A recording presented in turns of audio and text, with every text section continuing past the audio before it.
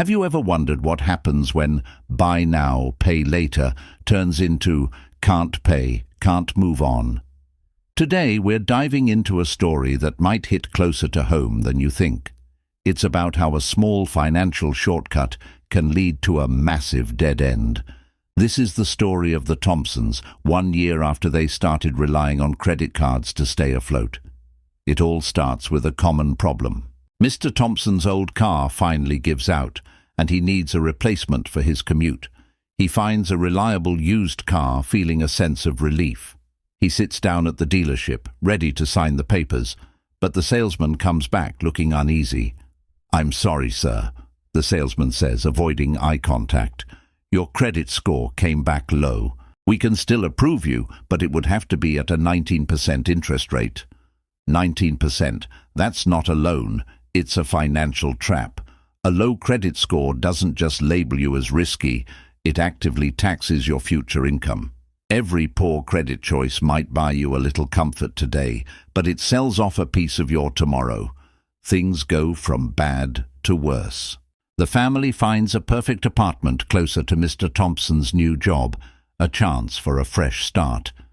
But then the phone rings. It's the landlord.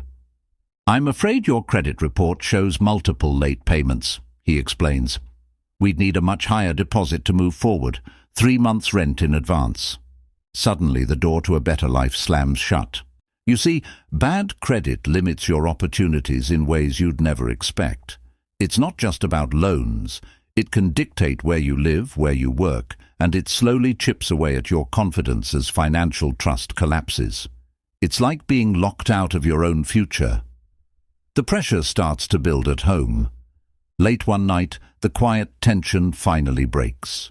"I thought credit was supposed to help us through hard times," Mrs. Thompson says, her voice filled with frustration. Mr. Thompson sighs, the weight of their situation clear on his face. "It did," he admits, "until we started treating it like free money. This is the hidden cost of financial stress.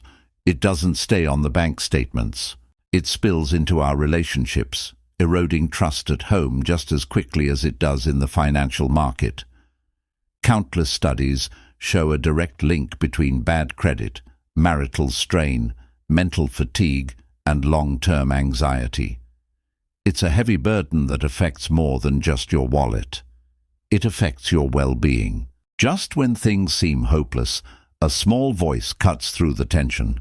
It's their teenage son, Alex, who had been listening from the hallway. He steps into the room and says quietly, "Dad, you always said credit was a test.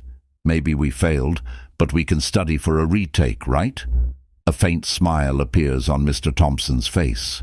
He looks at his son, a spark of hope reignited. "You're right, son," he says, his voice firmer now. "We can, and we'll start with discipline and paying back what we owe one step at a time." This is the turning point. The true cost of bad credit isn't just the money. It's the loss of momentum, the feeling of being stuck. But every lesson learned, every debt repaid, begins to restore something that no bailout or loan can ever give you: your dignity. The journey back isn't easy, but it's a journey toward freedom. The Thompsons' story is a powerful reminder that our financial choices create ripples that touch every part of our lives. If you're as fascinated by the Thompsons' decision as we are and want to catch up on all the details, we've got you covered. For more stories just like this one, go ahead and click on the thumbnail you see in the upper right corner of your screen. And hey, if you enjoy our content, please consider subscribing to the channel for more updates. Your support means the world to us. Thanks for watching.